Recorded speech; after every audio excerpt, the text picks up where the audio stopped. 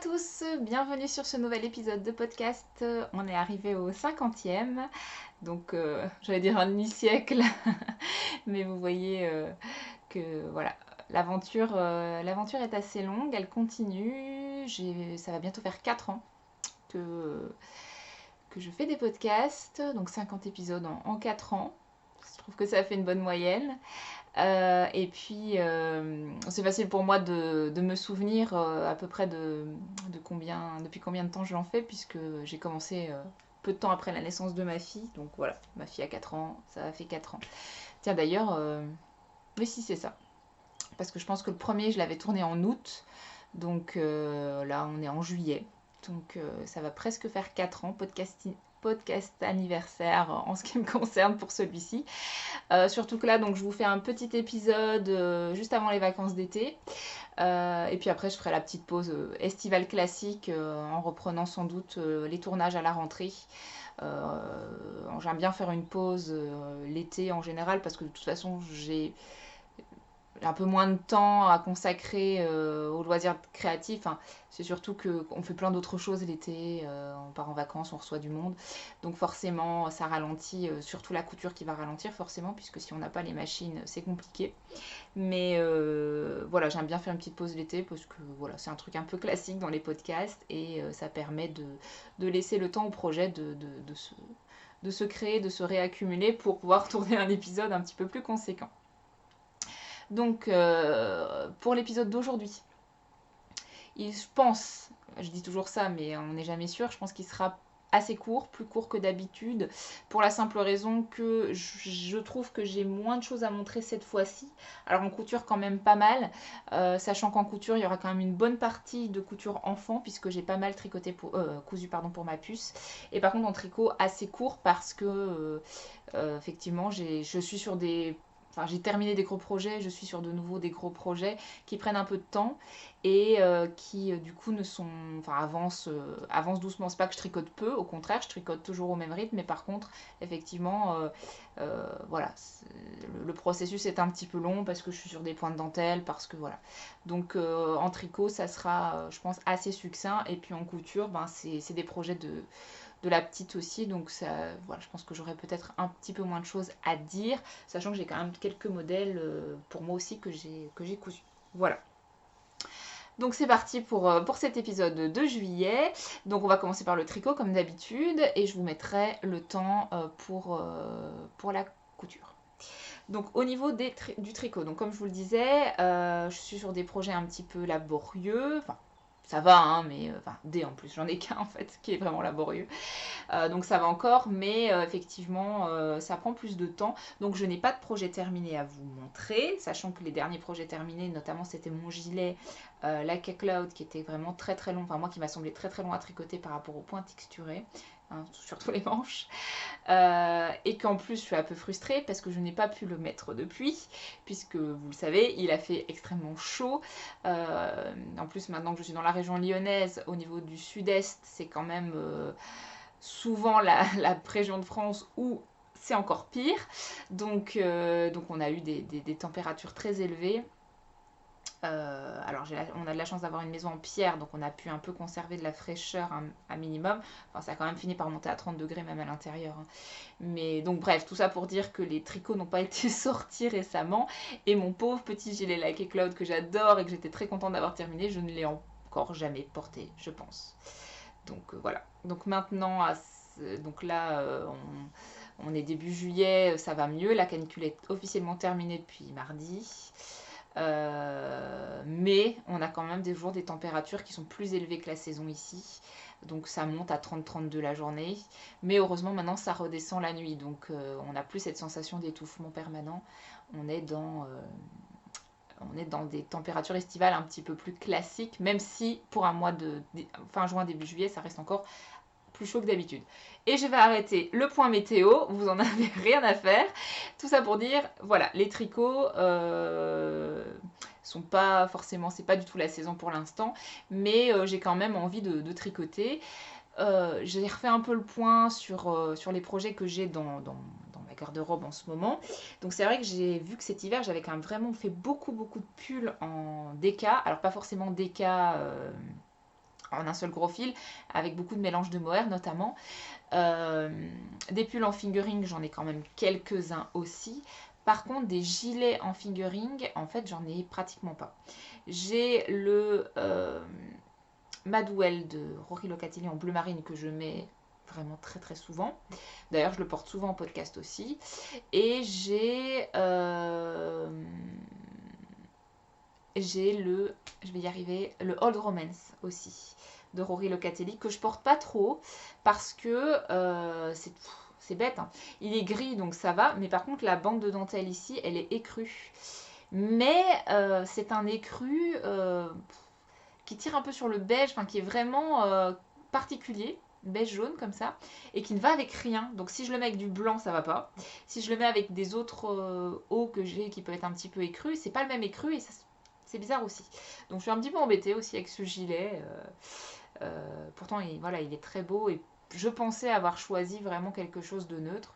Ou alors c'est peut-être moi qui me prends trop la tête avec les mélanges de couleurs, hein. Je pense qu'il y a un peu de ça aussi. Mais voilà, il faudra quand même que je refasse le point sur ce gilet. Enfin, tout ça pour dire qu'en fait, j'ai que ces deux-là. J'en avais fait d'autres que je n'ai pas finalement pas mis et revendus. Donc actuellement, j'ai que ces deux-là. Donc je veux vraiment un petit peu démultiplier ces gilets fingering qui sont idéales pour cette saison.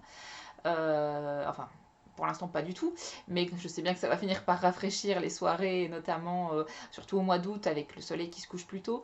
Donc je vais reprendre progressivement, enfin je vais progressivement les remettre. Et donc j'avais envie d'avoir d'autres gilets en fingering. Donc le premier que je suis en train de tricoter, donc c'est un gilet, je sais pas s'il est très connu ou pas en fait. Je vous en avais parlé la dernière fois parce que j'avais commencé. Donc c'est le Ivy Line, je pense que ça se prononce comme ça. Ivy Line de Yoko Johnston. Hop. Et donc là, j'ai fini le corps en fait. J'ai fait tout le corps. Il me reste les manches et à reprendre aussi toute l'encolure et la patte de boutonnage, sachant qu'il y a des boutons qui sont prévus normalement. Ce sont des boutons qui ne sont pas intégrés au corps, mais qui sont un peu sur le côté en fait, enfin qui sont pile à la frontière. Et on vient attacher le bouton avec plutôt un petit fil en fait, comme ça. Je ne sais pas si mes explications sont très claires. Mais moi je compte, voilà, comme je sais que je vais le porter ouvert, je ne vais pas du tout faire ça. Je vais juste faire la bordure pour que ça soit bien propre sur le côté. Je pense que c'est bêtement un I-cord. Et puis laisser comme ça ouvert, accru. Et après évidemment il y a les manches à faire. Donc quand même c'est en ça que je vous disais que c'était laborieux, puisque vous avez de la dentelle sur les deux demi-devants. Tac. Qui est une très très très jolie dentelle je trouve. Mais simple. Elle se retient assez facilement, hein. Au bout de quelques répétitions, je l'avais bien en tête. Et puis comme il y a beaucoup de jetés, ça permet de se repérer, hein. Souvent, enfin moi, quand il y a des jetés, j'arrive un petit peu à repérer. Voilà, le jeté d'après, il faut qu'il soit plus à droite ou plus à gauche. Donc ça permet de vérifier en continu pendant qu'on tricote où est-ce qu'on en est si on ne s'est pas trompé dans la dentelle. Alors je pense que j'ai quand même fait des erreurs. Il y a des erreurs que j'ai fait que j'ai rattrapées et il y a des erreurs que j'ai fait que j'ai pas rattrapées. Mais vraiment dans la masse là, ça se verra pas. Je pense qu'il y a 2-3 jetés qui ont dû être un petit peu décalés sur tout le gilet, mais rien de grave. Il y a des moments où on est moins attentif et là j'avoue que bon, quand on s'en rend compte vraiment plusieurs rangs plus tard, on n'a pas envie de tout rattraper. Donc voilà, c'est vraiment super sympa.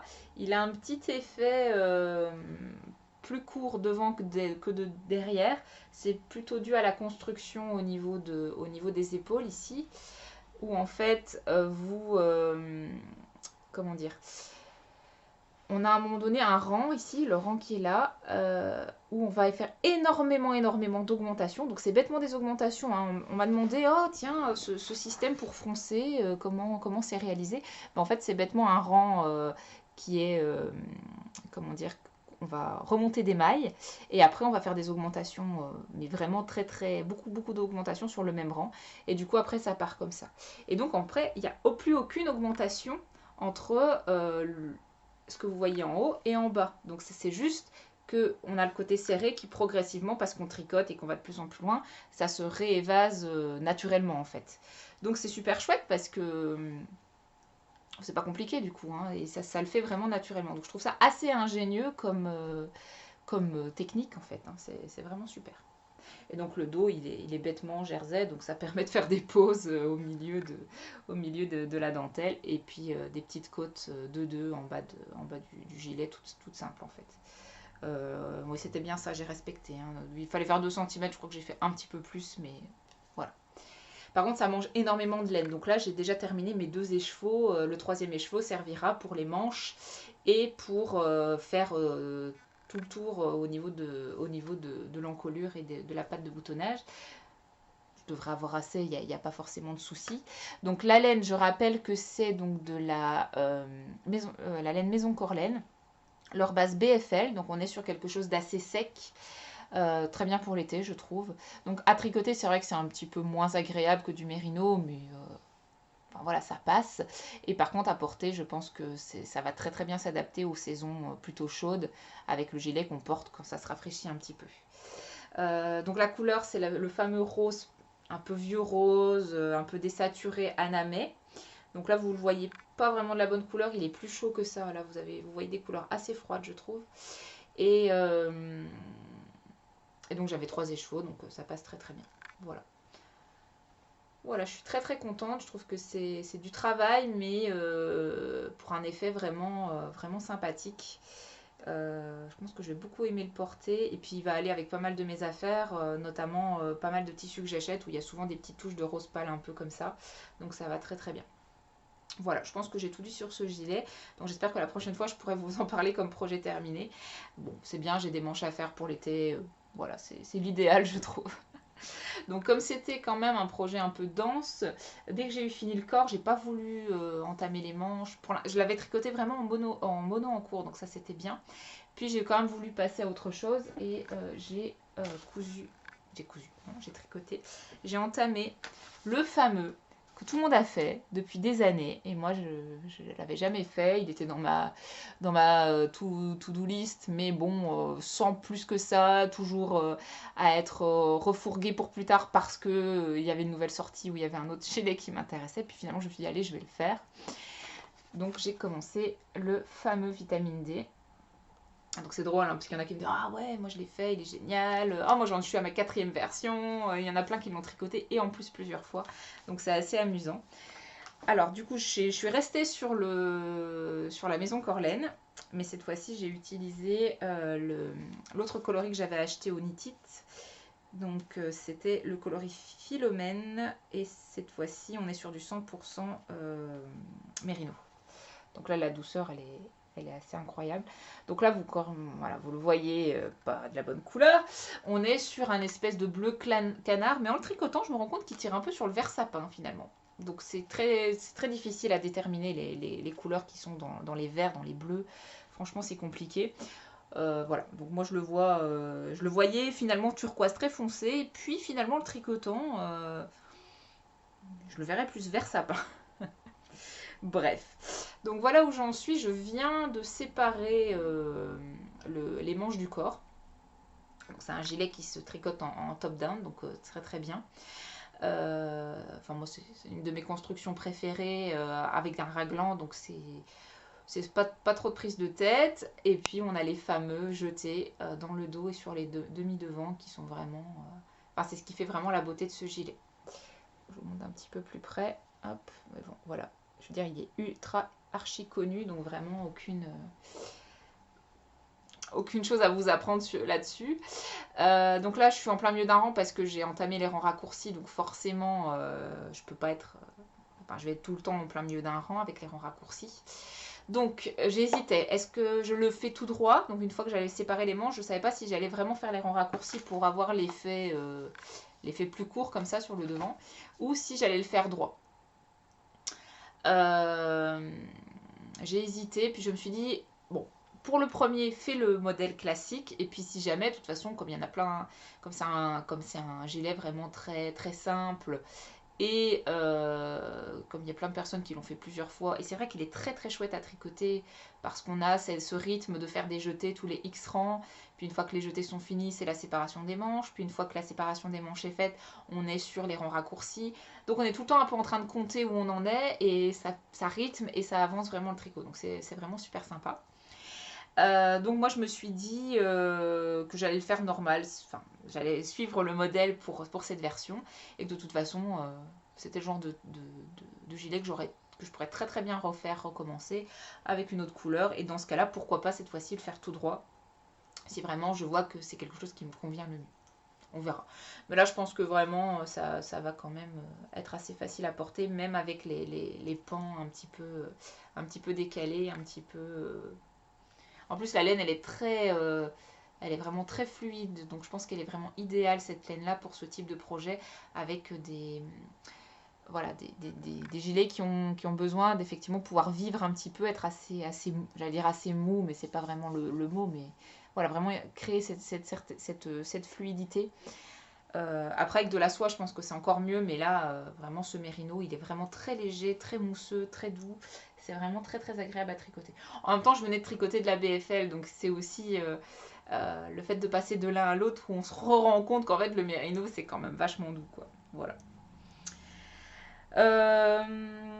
Donc voilà pour ce projet. Donc je suis là-dessus. Ce sera mes projets d'été.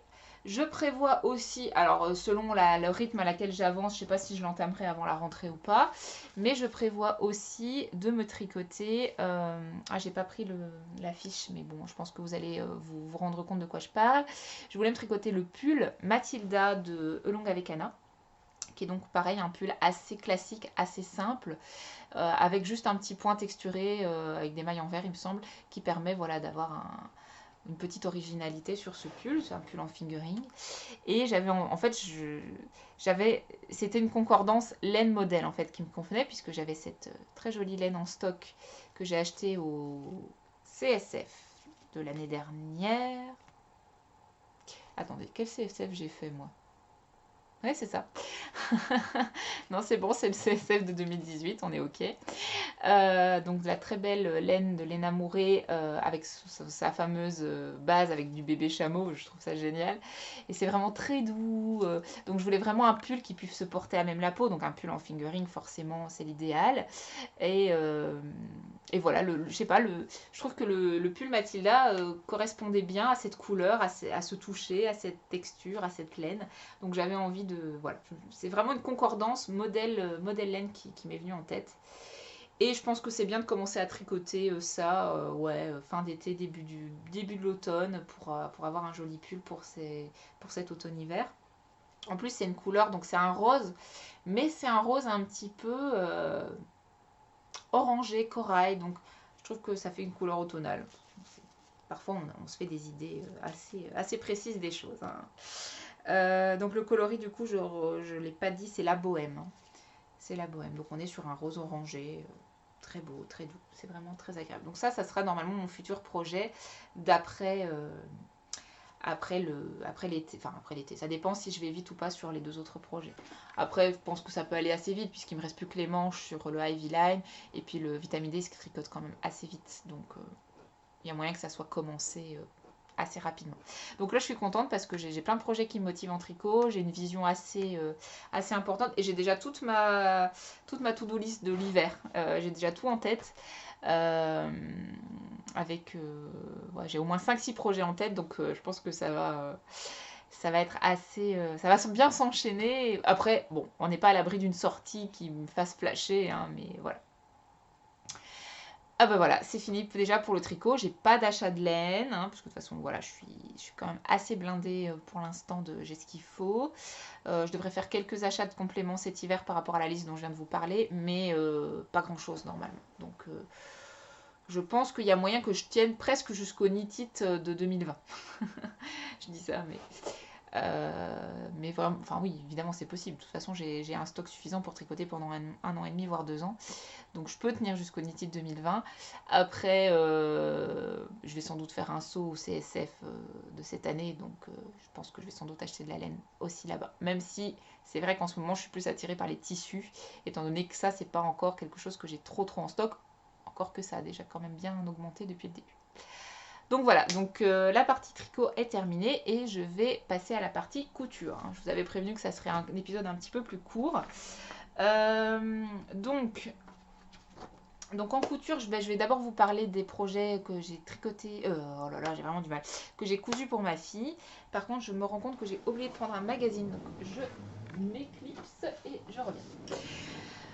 Donc, quand j'ai été au marché du tissu, donc c'est le marché du tissu qui voyage comme ça parmi les villes de France plusieurs fois par an.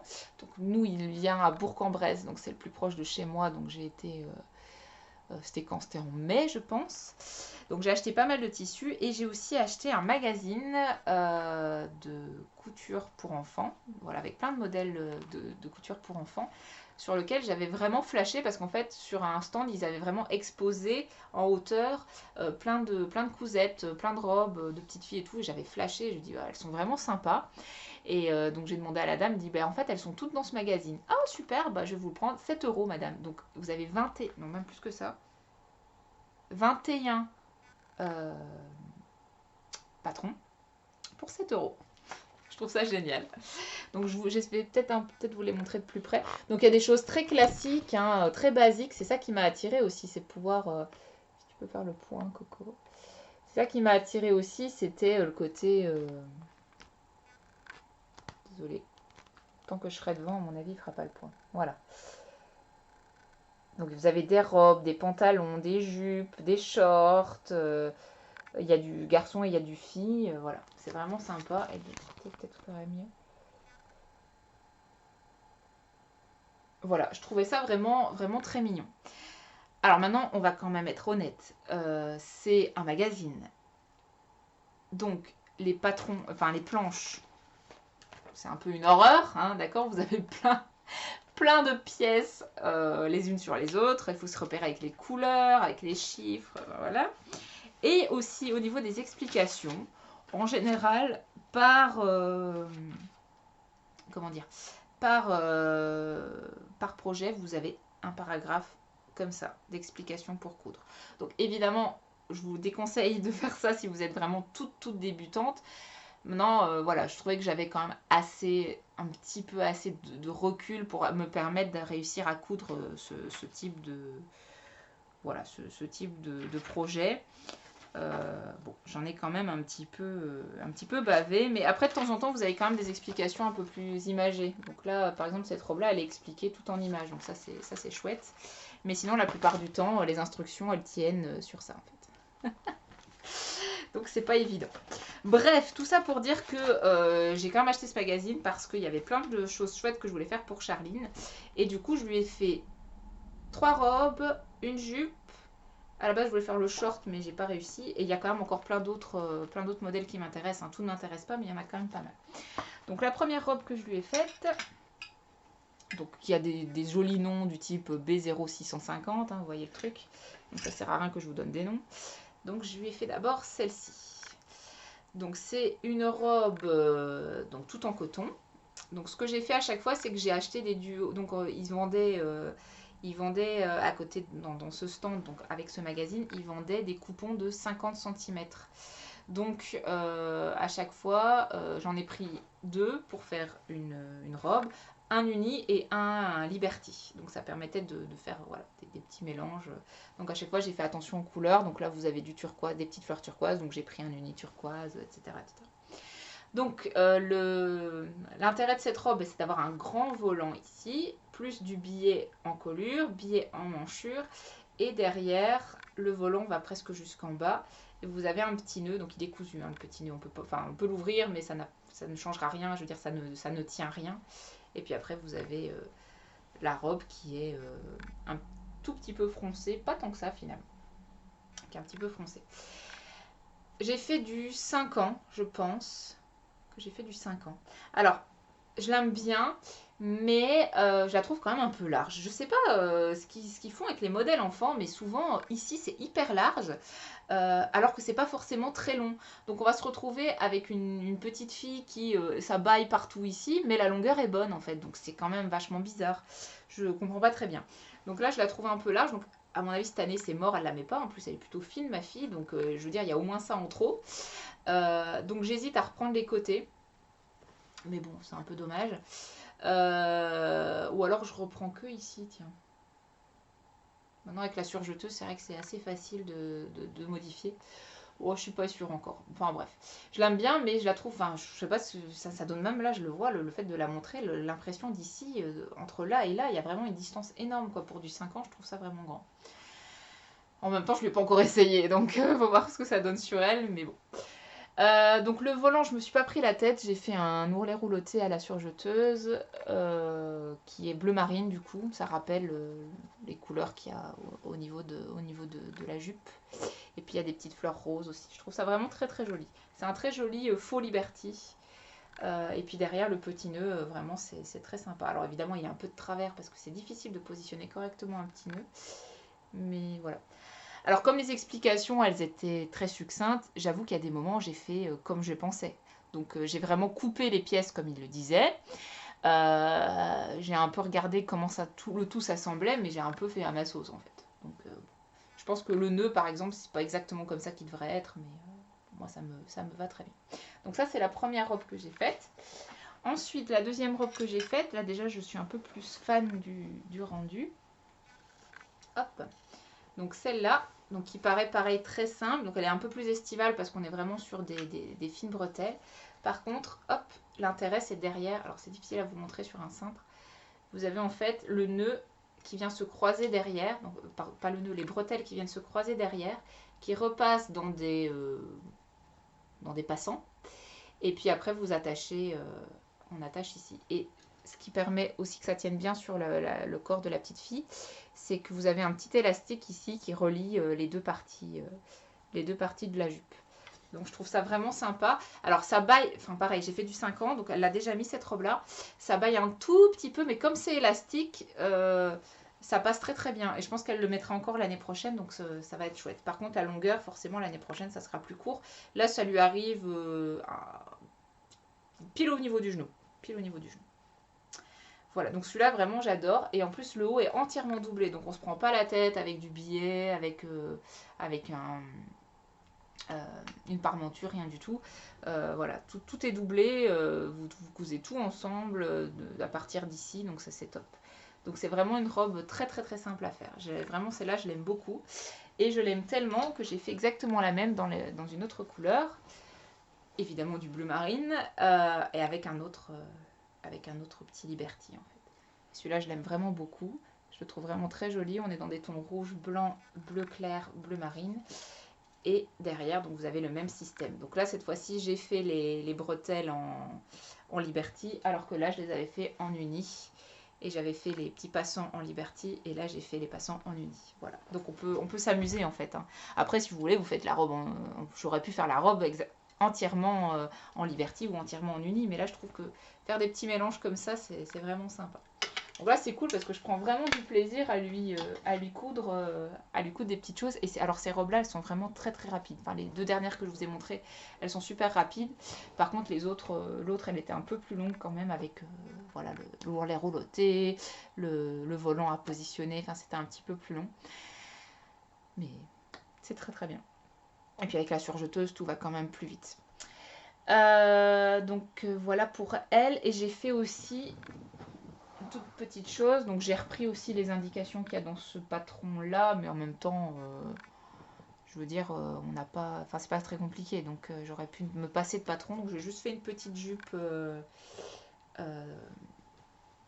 très très plissée, très froncée pardon, avec les restes, avec le reste de ma tuile de viscose bleu rose. Donc j'ai pu faire ma robe comment elle s'appelle cette robe, ma robe Renée de République du Chiffon. J'ai fait un narcisse et j'ai fait une jupe pour elle dans ce tissu là, parce que d'abord je l'adore et surtout j'avais vraiment beaucoup en fait, hein, j'avais vraiment beaucoup de chutes, j'en ai encore d'ailleurs mais je sais pas, là ça va peut-être compliqué de caser vraiment un projet dedans, ou alors plutôt l'utiliser pour avoir une pièce voilà, une pièce dans un vêtement, mais pas pour un vêtement complet quoi.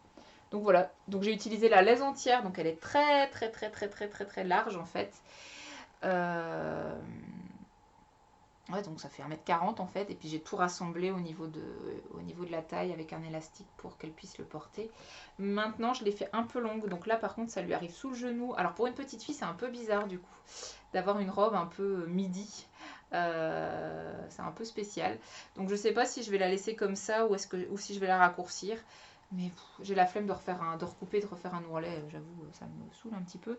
Surtout qu'en plus, là, je l'avais quand même assez bien réussi. C'est comme ça, c'est la vie. Et donc à l'intérieur, ben, tout est surjeté, hein, forcément, pour... J'aurais pu surjeter en bleu, j'avoue. J'ai surjeté en blanc, mais bon, ça rappelle les fleurs, c'est pas grave. Voilà. Donc, j'avais pas vu, mais c'est vrai que les petites fleurs qui se rapprochent, ça fait un peu bizarre à ce niveau-là. Enfin bref, c'est une jupe avec des restes, donc c'est avec des chutes, pardon. Donc c'est très bien. Voilà pour les projets petite fille. Donc je suis contente parce que j'ai atteint les objectifs que je m'étais fixés. Donc j'avais dit en revenant du marché de Bourg, de toute façon j'avais acheté tous ces tissus-là qu'il fallait que je les couse assez rapidement parce que sinon ça n'avait pas d'intérêt. Donc elle les a pour cet été, donc c'est très bien. La petite jupe, j'aurais voulu vraiment lui faire un short un peu jupe culotte, mais j'ai vraiment pas eu le temps. Enfin, j'ai pas eu le temps. Ça n'a pas été ma priorité pour le coup. Mais je pense que vraiment les robes, quand je vois ce qu'on peut faire, qui est vraiment très mignon, assez rapidement, avec des tissus pas chers. Puis là, je veux dire, tout à l'heure, j'ai fait un tour sur le site de Sergent Major, et j'ai vu les robes entre 30, 40, 50 euros. C'est des machins comme ça. Je me dis, bon, voilà quoi. Le choix est vite fait. Ce que je vous ai pas dit, mais les petits coupons là, de tissu de 50 cm, c'était 3 euros quoi. Donc je lui ai fait 3 robes à 6 euros. Très bien. Très très bien. Et on va passer au projet que j'ai fait pour moi. Donc moi, je me suis fait ce mois-ci 2 shorts, une robe et un top. Dont des choses assez rapides, enfin 2 projets assez gros, assez rapides et 2 projets un peu plus compliqués. Donc je vais commencer par, donc c'est un peu la folie de Direndo là du coup. Je vais commencer par le short que j'ai réalisé qui est un peu technique. C'est le short Goji. Voilà. Donc le short Goji qui est bien connu aussi de Direndo. Que j'ai fait, comme vous pouvez le constater, parce que ça chiffonne en lin, 100% lin, dans un... Voilà, c'est un peu bleu ciel, c'est bleu ciel. Un lin bleu ciel, voilà, très sympa. Maintenant, vraiment, le souci, c'est que ça froisse pas mal. Donc là, c'est, comme vous le voyez là, je l'ai porté. Après, je l'ai redessé comme ça dans mon armoire et là, je vous le ressors là. Donc forcément, il n'a pas été repassé depuis. J'aurais pu le faire pour le podcast. Mais j'ai oublié et là, j'avoue, j'ai pas envie de tout laisser tomber pour repasser et vous le montrer. Bref, alors ce short, donc en lin du marché au tissu, donc c'est aussi un marché que c'est aussi un tissu que j'ai trouvé au marché du tissu de Bourg. Alors si je me souviens bien, j'ai dû le payer 7 euros le mètre, je pense. Enfin, en général, c'est des tissus pas très chers hein, qu'on trouve là-bas. J'ai fait une taille 38, mais franchement, je pense que dans la taille 36, ça aurait pu passer, étant donné que c'est élastiqué et que c'est vraiment un short qui est très très ample. Donc vous voyez ici la taille voilà, du trou pour les cuisses, je ne sais pas comment dire autrement, qui est quand même très très ample et en plus il est très taille haute. Donc moi vraiment, il faut qu'il se positionne à ma taille naturelle, il m'arrive vraiment très très haut. Et du coup, ici au niveau du bas de la fourche, ça tombe assez bas. Mais en même temps, c'est... Enfin, quand j'ai regardé un peu les photos des personnes qui le mettent, effectivement, il peut tomber, enfin, au niveau de l'entrejambe, ça peut tomber quand même assez bas de façon naturelle. Donc je pense qu'il n'y a pas de souci à avoir, c'est un petit peu normal. Donc je l'aime beaucoup. Donc la particularité, c'est qu'il y a énormément de surpiqûres. Donc en fait, toutes les pièces que vous ajoutez, vous les surpiquez. Donc il est en plusieurs étapes. Enfin, il est en plusieurs morceaux. Hein. On n'a pas tout un devant et tout un dos, etc. Il y a plein de petits pièces à assembler, c'est pour ça aussi que c'est long. Et après, à chaque fois, on resurpique par-dessus, les poches sont surpiquées, il y a une fausse braguette, donc il n'y a pas du tout il n'y a rien à l'intérieur, hein, mais vous avez un assemblage qui fait que c'est l'un sur l'autre, comme ça, qu'on dirait qu'il y a une braguette, et vous la surpiquez aussi. Et derrière, pareil, vous avez à chaque fois 2 pans qui sont surpiqués.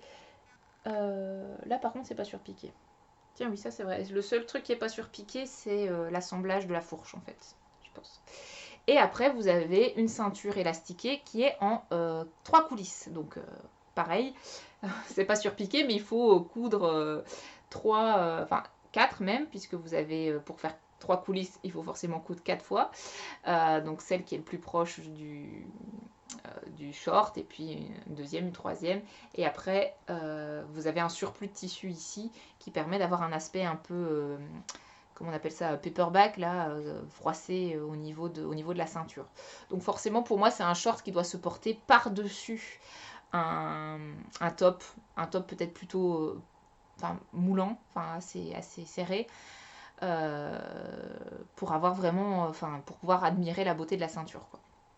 Et après, vous avez des grandes poches pour pouvoir mettre plein de trucs. Donc super, pour les grandes chaleurs, c'est génial. Donc là, vous mettez un lien à l'intérieur de la coulisse numéro 2 et la coulisse numéro 3 et la coulisse numéro 1. C'est un élastique qui permet de tout resserrer. Mais grâce à la coulisse, vous pouvez encore ajuster derrière, donc ça c'est top. Donc si vous avez prévu un peu raide au niveau des élastiques, ben, ça permet de resserrer un peu plus fort, ce qui est mon cas d'ailleurs. Par contre, je n'ai pas, j'ai pas fait encore le bas des... chaque côté du lien là est laissé un peu accru. J'aurais voulu trouver une petite perle ou quelque chose comme ça pour le mettre. Donc ça, j'ai pas encore cherché. Bon, il est portable comme ça, hein, c'est pas gênant du tout, mais il faudra quand même que je le laisse pas comme ça indéfiniment parce que ça c'est pas très bon pour le voilà, ça risque de s'effilocher à force, quoi. Donc 38, mais si je devrais le faire, je pense que je le ferai encore en 38 parce que c'est quand même censé être très large, hein. Voilà, par contre, oui, c'est ce que je disais enfin, j'en discutais un petit peu sur Instagram avec certaines personnes. Ce qui donne bien, justement, c'est de le porter avec des chaussures compensées parce que ça permet de lui donner vraiment de l'élégance. C'est un short, je trouve, qui est assez classe. Et avec des chaussures compensées, voilà, ça allonge les jambes et ça fait vraiment quelque chose de sympa. Voilà, donc je suis très très contente. Enfin voilà, patron d'Irendo, donc pas déçu, très très bien expliqué, énormément de détails, énormément de finitions qui sont très très bien faites. Les surpiqûres, par exemple, à un moment donné, je me suis dit, je l'ai fait pas. Bah si, fais-les. Enfin, je veux dire, voilà, il faut bien suivre le patron d'Irendo parce que ça vous donne un vêtement magnifique, quoi. Et puis pour l'intérieur, il n'y a pas de souci puisque maintenant avec la surjeteuse, bah voilà, tout est nickel. Il n'y a pas de souci. J'ai surjeté en blanc. J'avais pas de bleu ciel, donc j'ai surjeté en blanc. Voilà, donc je suis très contente de ce short. Voilà, faudra juste accepter de le porter froissé parce que c'est normal, c'est comme ça. Alors, deuxième patron toujours de Direndo. Hop, donc pareil, quelque chose de très très bien fini encore. Donc c'est la robe Myosotis. Voilà, que j'ai faite dans... Est-ce que c'est un tencel ou un chambray? J'avoue que je ne sais pas la différence. En tout cas, c'est les fameux tissus d'aspect jean avec du coup des petits... Alors on en voit parfois des plus petits ou avec des petits motifs blancs. Donc là, c'est le cas. On a un joli motif, un peu losange comme ça que j'adore. J'ai vraiment craqué sur ce tissu. Donc j'en ai acheté... J'avais acheté 2 coupons parce que sinon la robe Myosotis ne serait pas passée dans un seul coupon. Et en plus en coupant je me suis plantée, donc heureusement que j'en avais en trop parce que j'ai dû refaire un demi-devant que j'avais mal... Non, c'est pas ça, je crois que j'ai coupé dedans au moment de la pince, un truc comme ça. Donc j'ai dû le redécalquer, le recouper. Donc je crois qu'en tout j'ai acheté 3 mètres, je crois, j'ai acheté 2 fois 1,50 m, donc j'en avais beaucoup. En tout cas, pareil, je suis ravie de cette robe qui est juste géniale, absolument très belle, classe, boulot compatible, tout ce que vous voulez. C'est une robe chemise, quoi, donc ça fait vraiment très très joli. Alors là, par contre, j'ai coupé une taille 36 parce que j'avais l'impression quand même que c'était large. Donc j'ai eu très très peur parce qu'il n'y a rien d'élastique, hein. Donc vous devez ouvrir les boutons pour pouvoir l'enfiler et ici c'est froncé mais c'est pas élastique. Donc vous ne pouvez pas tirer plus que ce que représente le haut du corsage. Donc au moment de l'enfiler, ça passe tout juste ma poitrine. Mais alors tout juste, parce que normalement j'aurais dû faire une taille 38. Mais une fois que c'est placé et que c'est mis, je suis très contente d'avoir fait une taille 36 parce que tout tombe bien à ce niveau-ci, au niveau des pinces, etc. Donc c'est juste une question de l'enfilage, mais une fois qu'il est enfilé, c'est parfait. Donc ce qui m'a fait peur du coup, c'est qu'au niveau des pinces, comme je dois tirer un tout petit peu, que ça s'écarte et que ça finisse par céder. Donc je ne sais pas si vous voyez ici. On voit un petit peu le fil, hein, quand même, hein, qui ressort. Donc j'ai mis de la colle spéciale, hein. De la colle spéciale anti-effilochage de chez Prime. J'ai acheté ça chez Rascol, je crois. S'il peut faire le point, je suis pas sûre. qui permet en fait de... Alors normalement c'est pour que ça... Donc c'est pour laisser des bords accrus et on met un peu un point de colle et ça s'effiloche pas. Mais je trouvais aussi que ça donnait au tissu plus de force. Et le tissu après était un peu plus rigide. Enfin, pas plus rigide. Non, pas plus rigide. C'est pas le mot. Au contraire, ça garde bien l'aspect du tissu, mais ça le renforce. Donc j'ai été mettre des points de colle à chaque bout de pince, donc les devants et derrière aussi. Je pense que c'est plus psychologique qu'autre chose, ça me rassure. Mais j'ai peur que les coutures finissent par céder à chaque fois que j'enfile cette robe, même si je fais extrêmement attention. Mais voilà. Donc j'ai déjà beaucoup porté, enfin beaucoup, 2-3 fois quoi.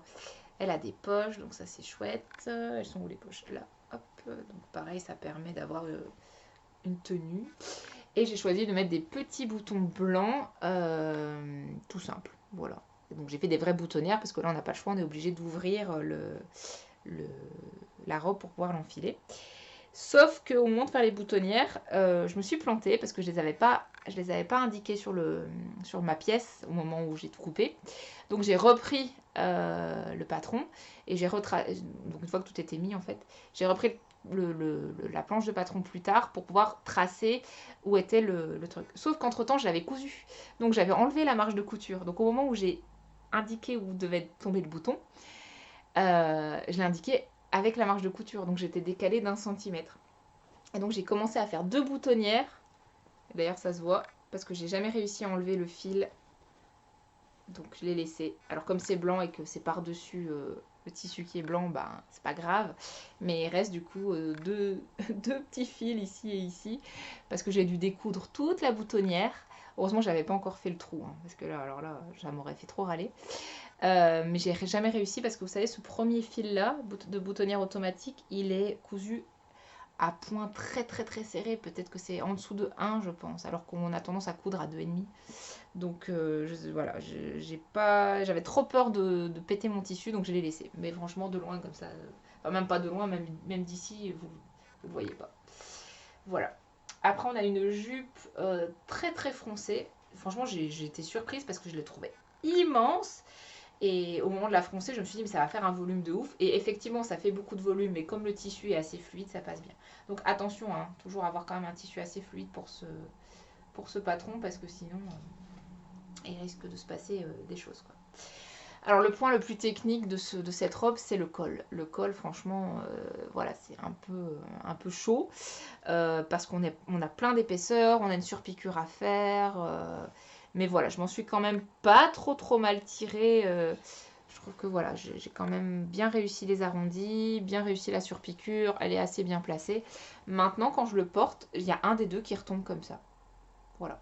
Alors c'est pas gênant, ça me dérange pas, je le laisse comme ça. Mais il veut pas rester comme ça. Il veut pas rester en place comme ça. Franchement, c'est pas grave.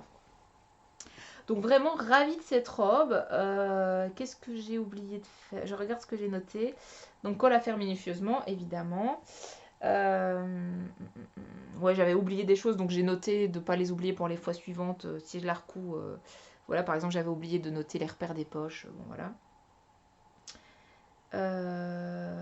Voilà, bon, mais parfaite en 36. Donc je vous conseille peut-être de faire une taille en dessous, mais voilà. Effectivement, après, elle est peut-être un peu compliquée à enfiler, donc faites quand même attention. Donc comme je vous disais, j'avais beaucoup de tissu Enfin, il me restait beaucoup de tissu.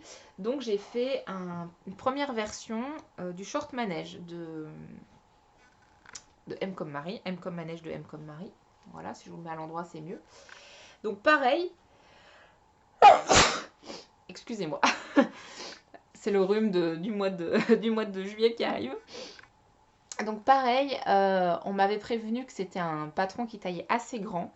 Donc j'ai fait aussi directement la taille 36. Et j'ai choisi de faire la version taille basse, la plus classique, quoi, taille basse poche. Sachant que j'aime beaucoup aussi la version jupe culotte que je ferai certainement aussi. Mais j'étais pas sûre que le tissu soit suffisamment fluide pour faire la version jupe culotte. Donc j'ai préféré garder la version classique histoire de valider la taille. Donc voilà, c'est un short finalement assez simple. Le plus compliqué, c'est la pose de la fermeture éclair, quoi. Et comme vous pouvez le constater, j'ai encore des progrès à faire puisqu'elle n'est pas du tout invisible. Donc j'ai décidé que j'allais la reprendre pour essayer de la rendre plus invisible. Pourtant j'ai le pied maintenant. Hein. J'ai le pied qu'il faut. Mais voilà, j'ai eu un petit peu de mal quand même. Donc je le referai en me mettant plus près, le plus près possible. Maintenant qu'elle est déjà cousue, ça sera plus facile, hein. Voilà, il suffit de coudre encore plus près et puis ça devrait le faire. Voilà. Donc je vais le reprendre pour rendre la fermeture invisible. Mais à part ça, voilà, très très joli short. Le montage des poches est original, j'ai trouvé ça sympa. Vous faites...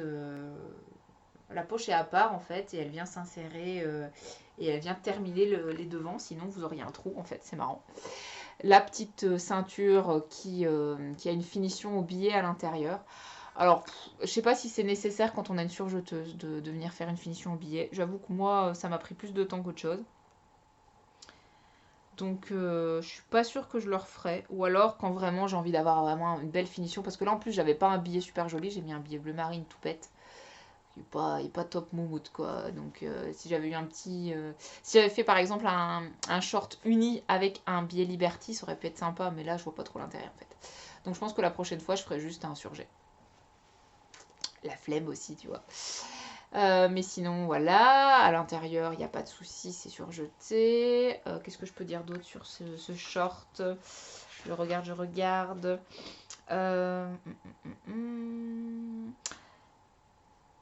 Oui, il est court aussi par contre, il est très court. Donc moi ce que j'ai fait, c'est que de façon de base, j'ai rajouté 3 cm au niveau de... donc vous avez, donc c'est M comme Marie, vous n'avez pas les marges de couture incluses. Donc moi pour l'ourlet, j'avais rajouté déjà 3 cm. Sauf que je le trouvais encore un peu court, donc finalement j'ai fait un surjet et je l'ai rabattu une seule fois. Donc finalement, plutôt que d'avoir deux fois 1 cm, j'ai 7 mm sur 7 mm quoi. Donc ça permet de gagner un petit peu en longueur. Voilà, mais voilà, très très chouette short à refaire évidemment. J'ai de quoi le refaire dans un petit tissu. Alors là, plus élastique, donc taille 36 sera toujours adapté. Et par contre, il faut aussi que je fasse la jupe culotte, mais j'ai pas de tissu pour faire la jupe culotte. Donc il faudra que je réfléchisse à un achat prochain pour me faire une jupe culotte bien fluide. Mais je suis contente. En fait, en été, je porte énormément de shorts, donc c'est vraiment le truc le plus pratique. On peut cavaler, on peut s'asseoir dans l'herbe. Voilà, donc pas au boulot évidemment, mais quand je suis en vacances, c'est bien, vraiment bien les shorts. Voilà, et enfin, le tout dernier projet, et après, je clôture. Je viens de le terminer, donc c'est un top. Hop, donc c'est le top. Je regarde s'il tient bien. C'est le top I Am Gaia de I Am Pattern. Qui est un top vraiment très très basique. Donc vous avez juste, voilà, devant, derrière, avec un col V. Et après, la originalité, c'est que vous venez resserrer les bretelles euh, avec un ruban. Alors après, vous pouvez mettre ce que vous voulez, hein. Vous pouvez recouper un bout de votre tissu et en faire pareil, pas un ruban du coup, mais un...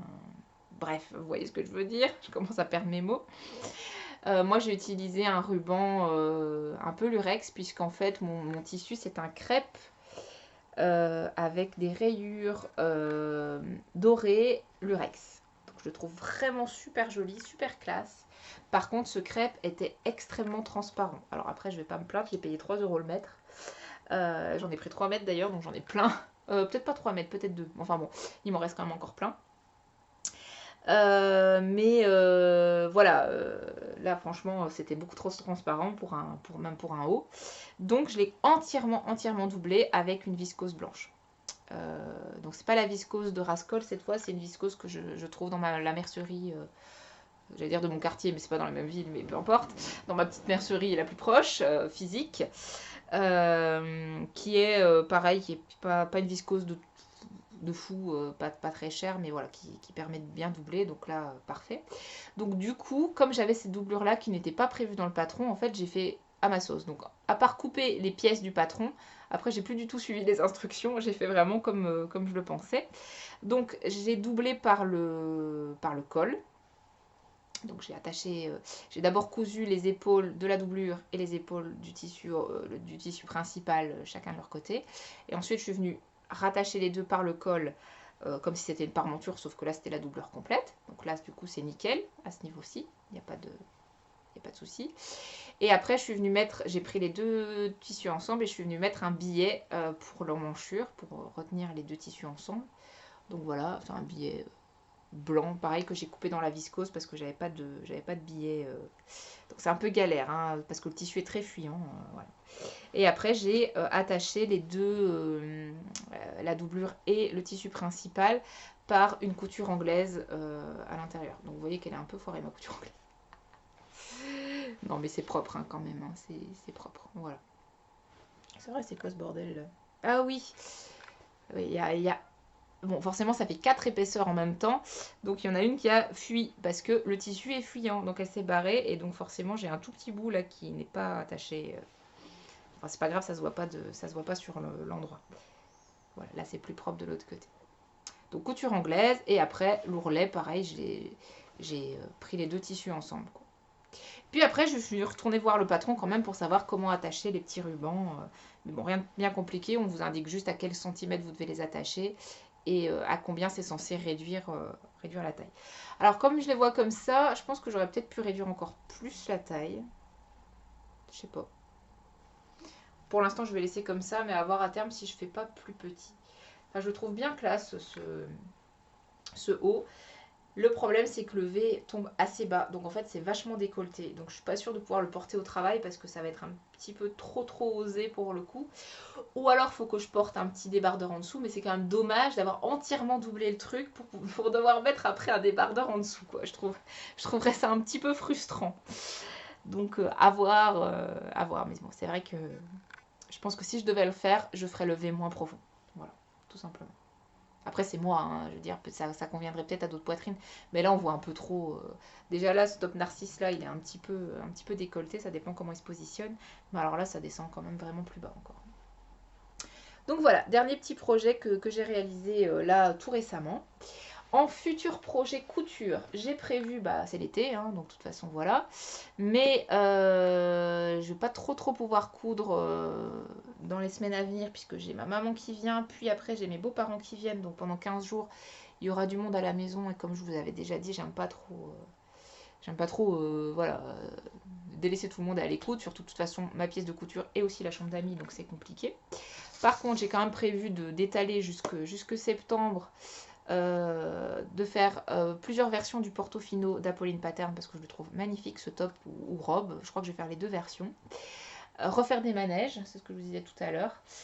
Et après, officiellement, il n'y a rien de prêt. Ah si, je voulais refaire aussi un pantalon phileas, si j'ai le temps.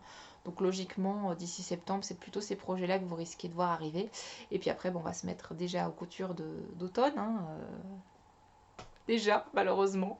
Mais ouais, je vais reprendre les blouses manches longues, des petits chemisiers, des petites choses comme ça. Voilà. Et ben, c'est terminé pour cet épisode. Ouais, j'espère que ça vous a plu. Donc, il est un peu plus court que d'habitude, mais pas tant finalement. Pas mal de couture. Je promets, je suis à fond sur le tricot, hein, mais je ne le délaisse pas, absolument pas le tricot. Je sais pas comment je faisais avant pour tenir 1 heure de podcast avec que du tricot. Je devais acheter beaucoup de laine, je pense. Enfin bref, donc je vous remercie de m'avoir regardé, de m'avoir écouté. Je vous souhaite de très bonnes vacances d'été et je vous retrouve à la rentrée. Salut!